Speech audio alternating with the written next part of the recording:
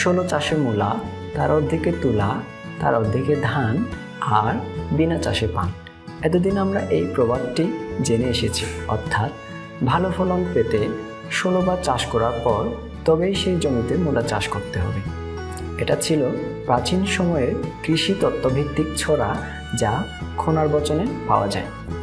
খোনাকে কেন তার এই বচনগুলো এত বিখ্যাত সে সম্পর্কে না হয় অন্য একদিন জানব, কিংবা আপনারা গুগল, ইউটিউব ঘেঁটেও খোনা সম্পর্কে জেনে নিতে পারেন। আজ আমরা জানব খোনার বচনের বাইরে গিয়েও কিভাবে বিনা চাষে মূলা উৎপাদন করা যায় সে সম্পর্কে। তো বন্ধুরা, স্বাগতম আরেকটি নতুন ভিডিওতে।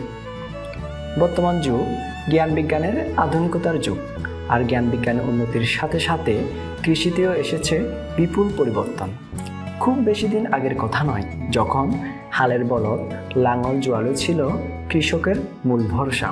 কৃষক সারাদিন কায়িক শ্রমের বিনিময়ে মাঠে ফলাতো সোনার ফসল।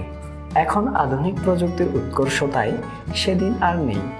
নতুন নতুন যন্ত্রপাতির ব্যবহারে কৃষিখাতে এসেছে বৈপ্লবিক পরিবর্তন। এসব যন্ত্রের ব্যবহারের ফলে কৃষকের যেমন কমেছে শ্রম, কমেছে খরচ, তেমনি উৎপাদন বেড়েছে কয়েক গুণ। অতীতে যখন লাঙল, জোয়াল আর হালের বলদই ছিল কৃষকের চাষাবাদের মূল উপকরণ, এখন সে জায়গা দখল করে নিয়েছে power tiller, rice transplanter, combine harvester, আরও কত কি। কৃষি বিজ্ঞানে এত উন্নতির ছোঁয়ায় এখন মানুষের চিন্তা চেতনায়ও ঘটিয়েছে উৎকর্ষতা। আর তাই মানুষ এখন 16 বার জমি চাষ করে মূলা চাষের দিকে না ঝুঁকছে বিনা চাষে মূলা চাষ করার দিকে। আসলে কি তা সম্ভব? চলুন ভিডিওতে জেনে নিই।